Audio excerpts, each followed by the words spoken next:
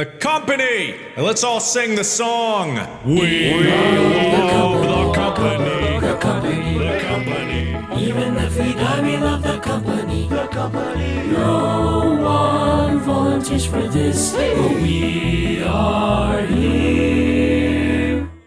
The company. The company. The company. The company. Whoa. The company. Whoa. Hey, hey, hey, hey, hey, hey, hey.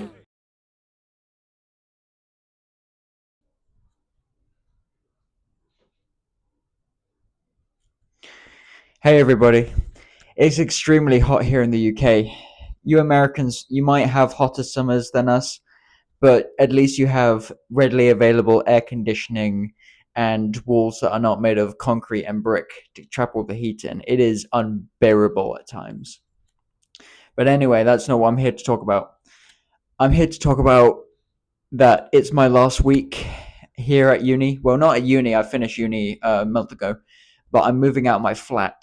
And part of that process is applying to jobs back home, but there's just nothing to go by right now. I mean, I'm filing applications a lot, but I get a lot of you've been turned down or whatever, which is quite surprising. I was expecting all the time I would be just ignored, which I have been while I was staying down here. I mean, I've been applying to jobs all the time and just had no luck. And I thought that this is my last time, this is my last chance to gain the algorithm and get famous and rich before I have to go home and languish in unemployment.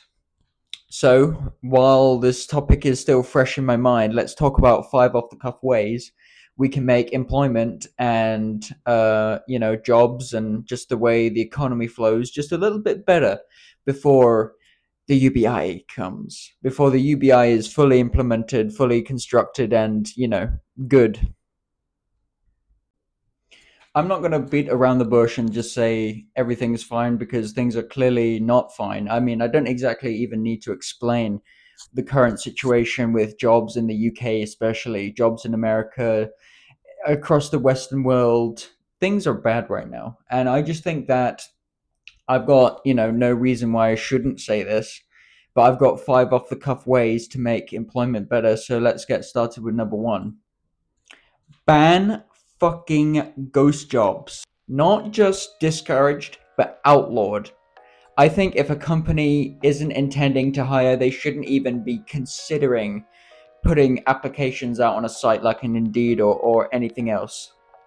And I think that companies should provide proof to these agencies that they sign up to. There should be a law that says that these sites are actually responsible for making sure that actual people get hired, and there should be testimony like an email. So if a job posts to Indeed, let's say, and somebody, they receive applications, instead of just harvesting all of your data, setting up ridiculous Q&As, assessments designed to just gather your data, turn it into an AI soup and sell it to corporations for profit, where they then, sell your phone number and your email address to these companies and turn it into personalized junk spam email.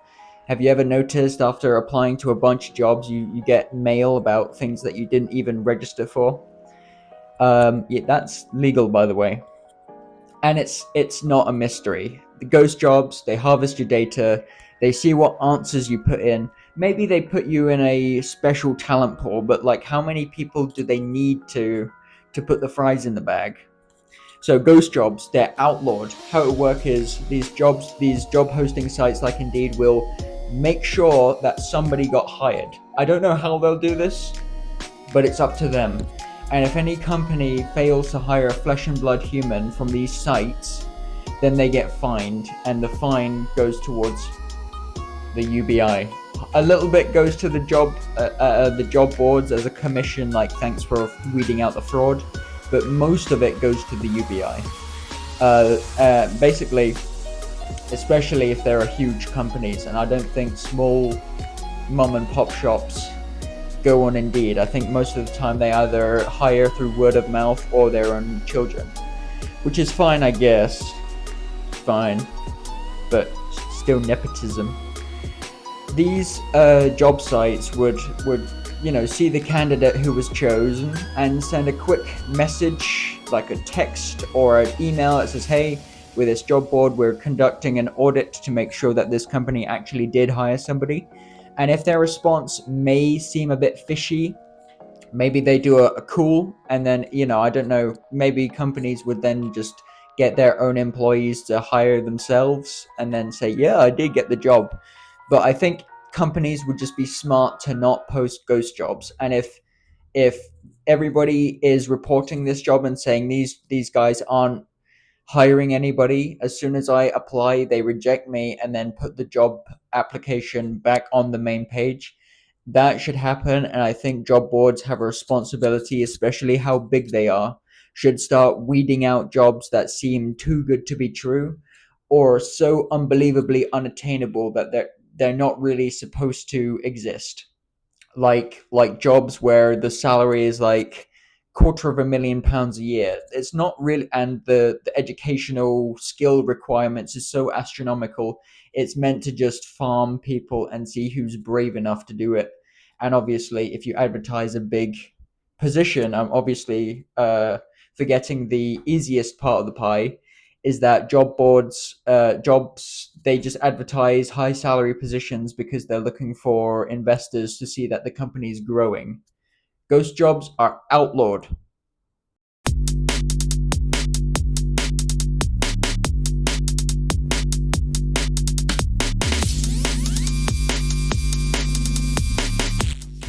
Number two, this one kind of was started by 2020, but I think any role that advertises itself as online should have online only, like a desk job, should be remote. I think that these companies would save a lot of money in rent and just exit all these expensive high rises.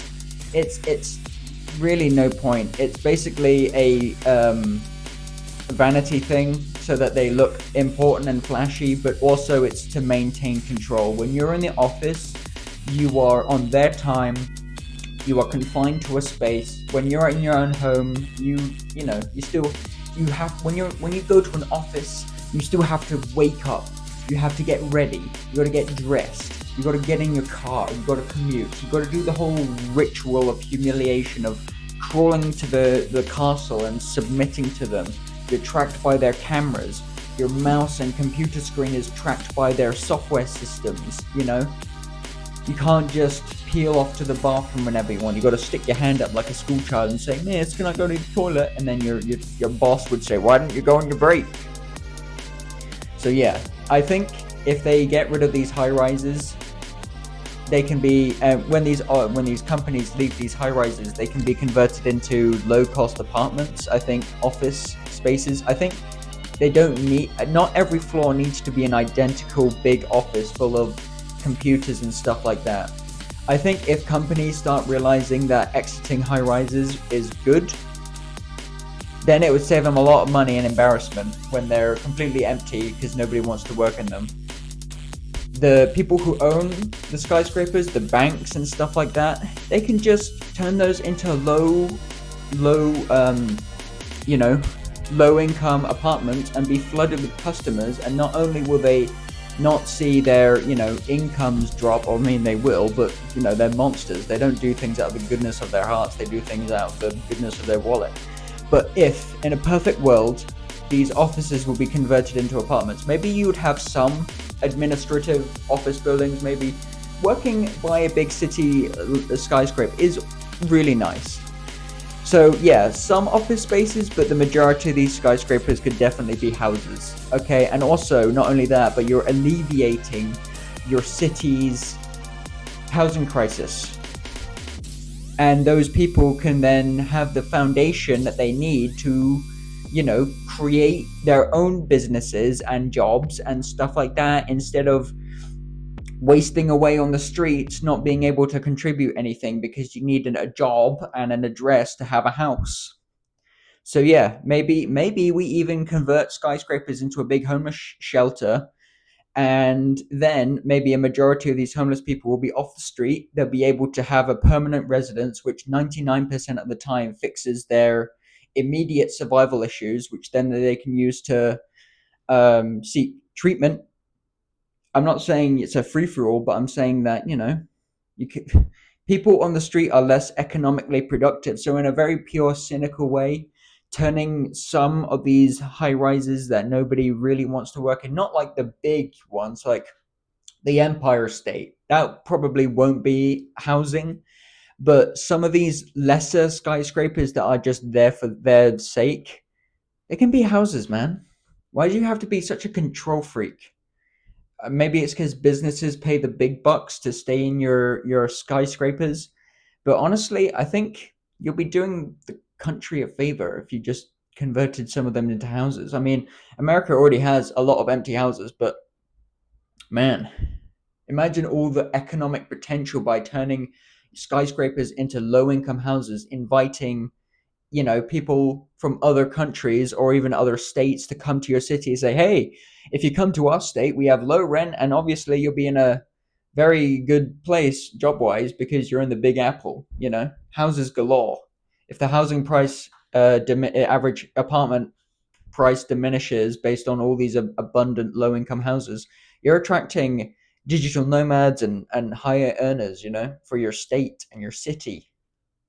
Something to think about. And obviously, it's more inclusive to people with already existing disabilities or people who just don't want to commute to the office. I understand if you're in a shop, it's a bit harder, but if your task is done over the computer, just let people work over the phone.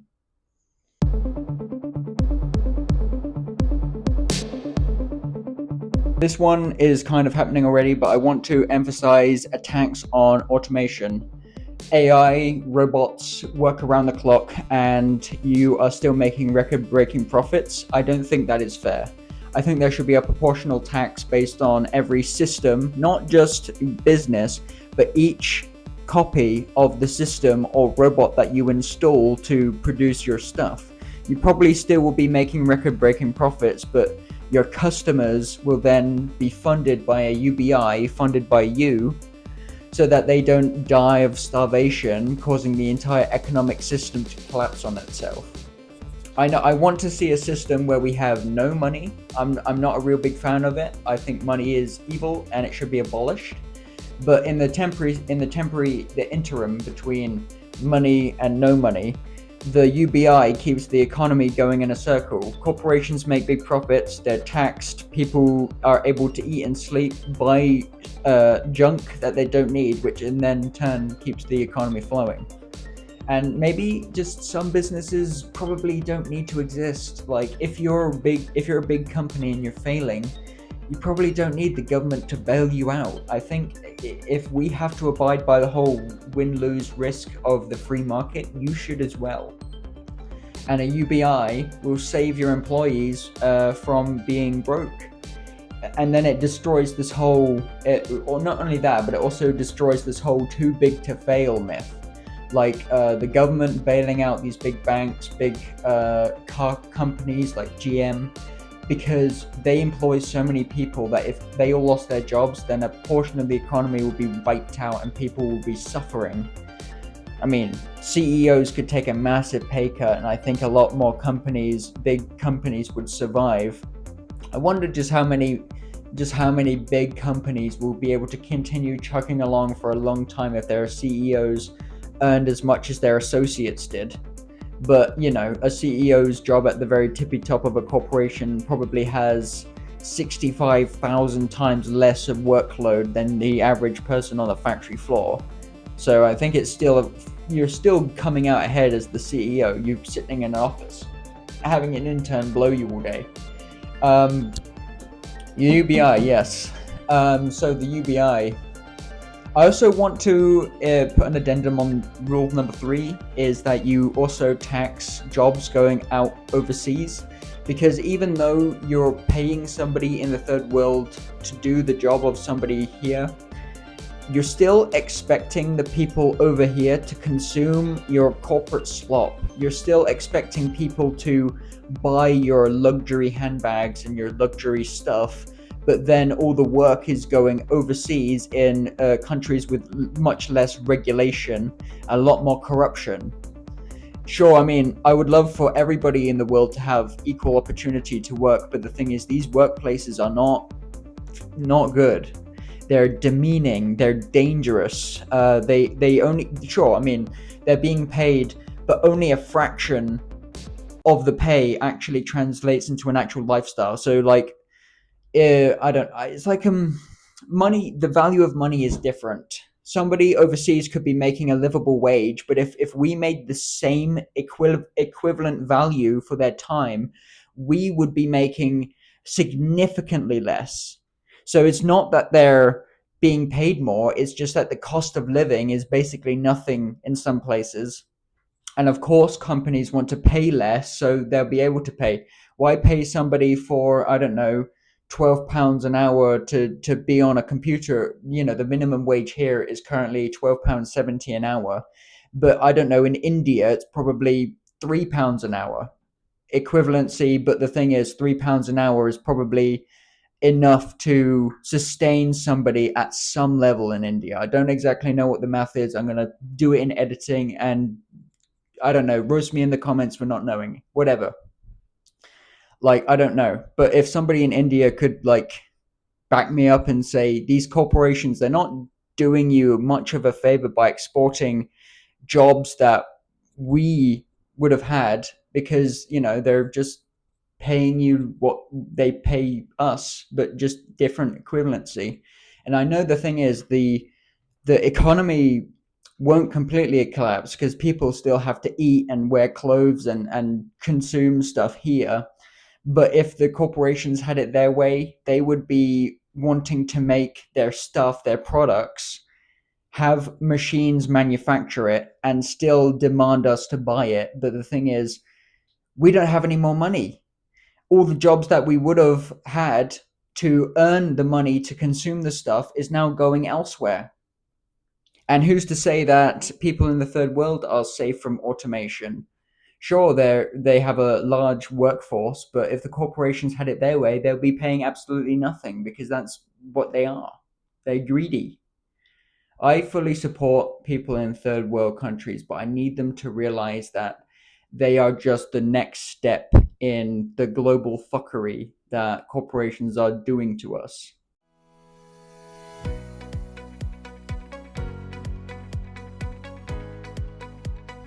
This one's kind of aimed at the gig economy, which is to ban outside contractors if they have been with a company for a long time. They must be considered an employee. Currently, the standard probation time for an employee to learn the ropes, where their hours are much more ill-defined, and their security when it comes to whether or not they will still work there based on performance is a bit shaky.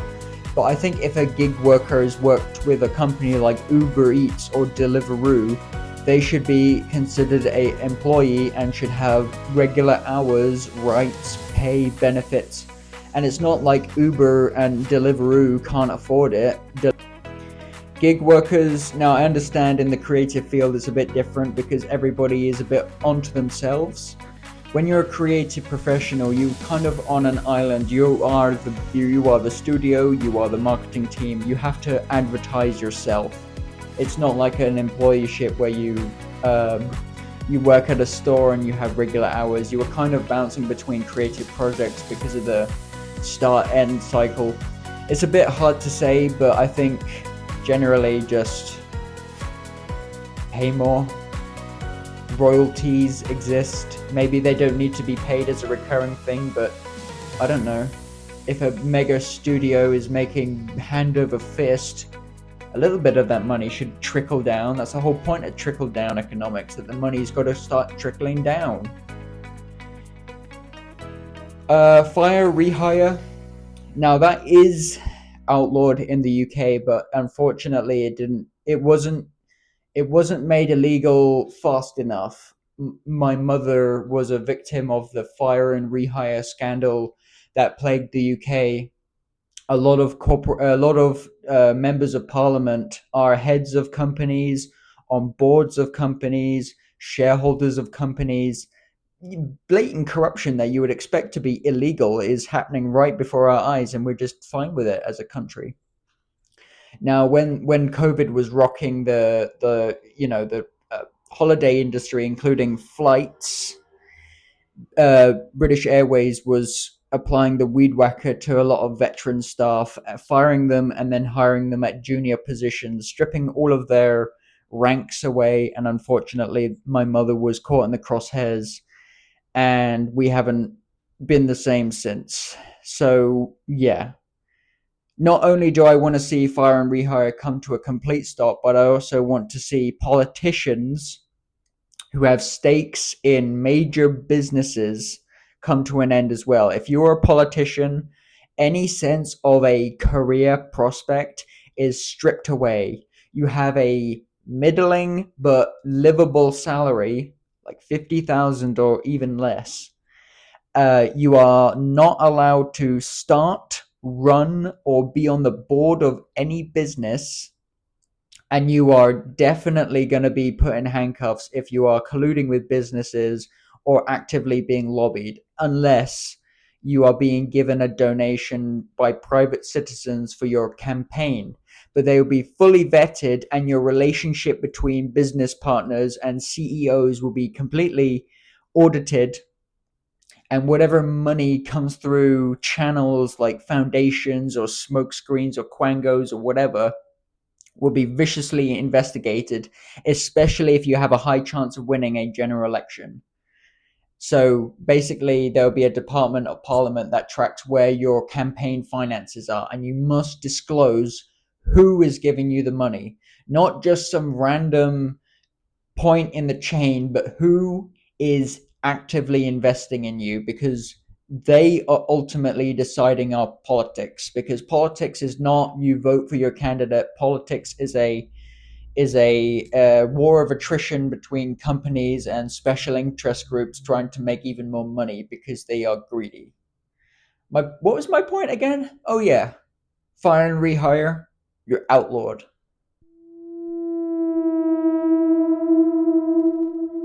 This okay. We've made a lot of ground so far. We're now number 4. No, we're number 5. Number 5. Number 5 is that you should be not clocked out for your lunch break. Whether it's an hour or whether it's 20 minutes, you get that time. I don't know why. If you're at a place that has a strict lunch code, but you're not exactly really allowed to leave the premises, some places you are, but the thing is, you're still not completely on your time. You're on that break because, especially in like low wage jobs where the break time is like 20 minutes, that's not just like I'm just going to sit down and handle things out for a while. That is a legally that is a legal requirement to give your workers a break from working. Otherwise, corporations would just say, keep working, just work until you die, I guess.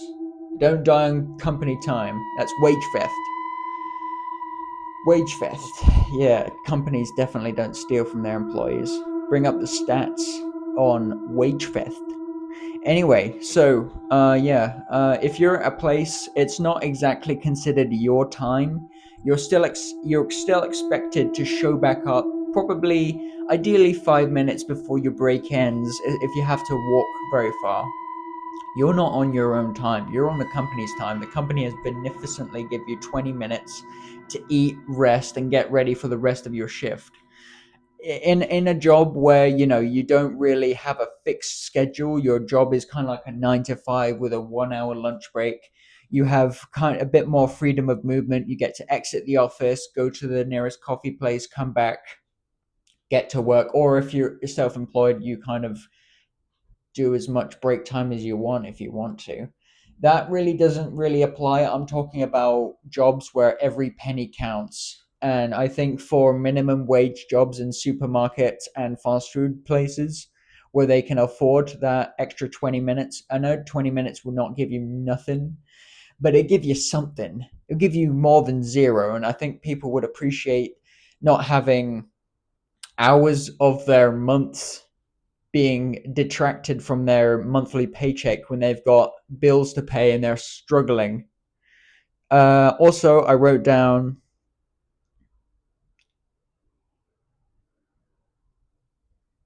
Oh, yeah, I wrote down that companies and employers are not allowed to contact you outside of work, out of official channels, and you have the right to ignore them.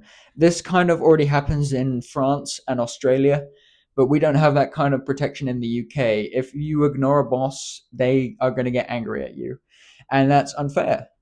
Free time is called free time because you're away from your desk and away from your obligations. Free time should be free. You shouldn't be constantly holding your breath that your employer is going to demand that you answer their emails or do homework for them. When you're outside of your scheduled and agreed upon hours, you are free to do what you want. And that is final. I'm not saying that corporations should be banned from sending emails to, inform of like drastic changes, because there are circumstances where things happen, buildings get burned down, especially now with the warehouse fires in California. But when it comes to that, you should be allowed to ignore your employer and just sleep. Maybe check your emails once or twice a day just to make sure that you're not missing anything important, because life demands a lot of emails. Um, but yeah, ignore your employer if you want to.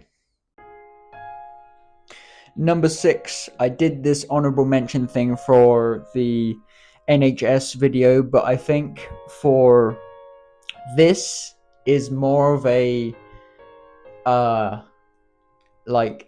social responsibility thing. I think the government should, before we get the UBI, before we get the billionaire funded UBI and all the benefits that come with that, plus all the programs and social programs that we have now to keep people engaged, to keep people educated and fed and healthy and trained up and reoriented to keep this national train dragged along the sand of history. Well, that was I should write that word down. We should prosecute wealth and dig into welfare fraud. I think it was a pretty illogical thing for the government to erase the cap for child welfare. Usually, it was just your child benefits would cap after 2 kids. But now the government has released on that because they want people to keep breeding, because apparently we're below replacement level as a country, which I think is a good thing. There's already way too many people in this world, and I think raising or abolishing the cap on child benefits is only going to bring more kids jostling in tiny houses. If you're extremely irresponsible or you don't believe in contraceptives, I genuinely hope and I think that you should bear the weight of your irresponsibility. I don't exactly know what the problem is. Contraception is relatively cheap. Contraception, like the Plan B pill, is cheap. Condoms are extremely cheap. Abortion is provided by the NHS. I don't understand how you would end up with that. After 9 months, do you not realize that you're having another child? I think if you can't take care of your children and you don't have anywhere to put them, I don't think you should be supported by the government to raise them above 2 children, which is the replacement level. I think 2 children per household is enough. I know God said, fill the world plenty, but at some point humanity is going to be tightly packed, and with our very sprawling flat living where we don't centralize, we don't huddle in high density places, which we should live more densely and more efficiently in 15-minute cities, high rises and stuff like that. But no, we like to live in a very wide way. We like to live in houses and detached suburbs that go on for miles and miles and miles. Eventually, the UK is going to concrete over the last field and fill it with houses. And I guess building more houses isn't the problem. The problem is we're building so inefficiently. Building high density houses that go upward or downward or just up and along is fine, but building cities to accommodate cars isn't the solution, guys. I think we could live, all of us could live in New York on the island, on Manhattan Island, and we'd be fine, but we don't live like that. We don't live all together, and I think we would all be miserable. Just chill out with the kids, okay? We have enough people. Humanity will endure. Humanity endures everything. But I guess this point will be redundant. Once we're in space, once we're regularly colonizing space, population size won't be an issue. We'll be setting up eco-life breeding stadiums all over the universe to make sure humanity doesn't get wiped out in some freak planetary event.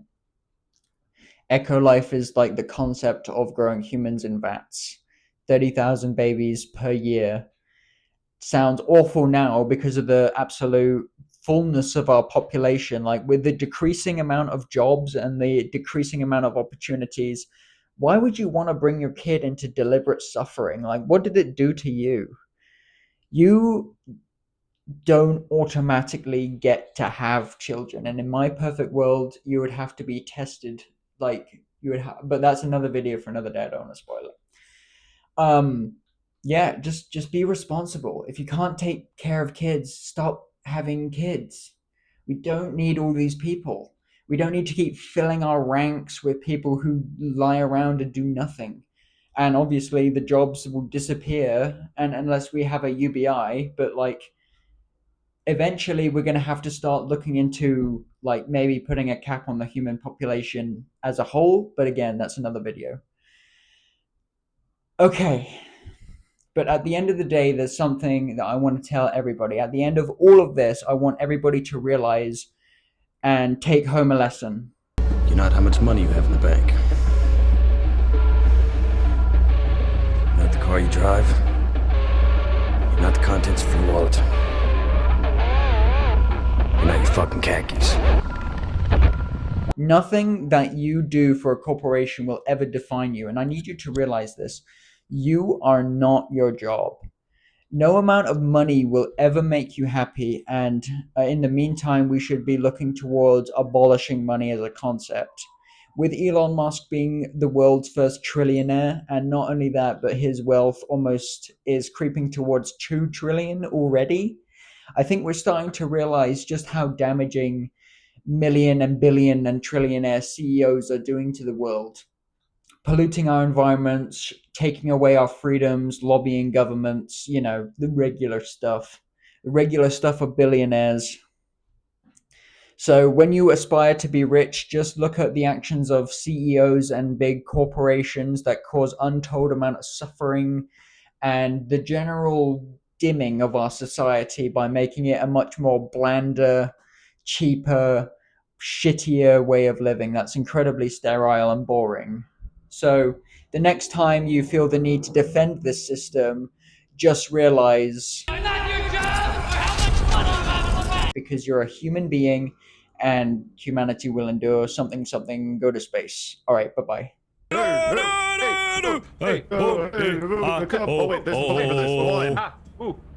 right, that was a mandated. Whoa.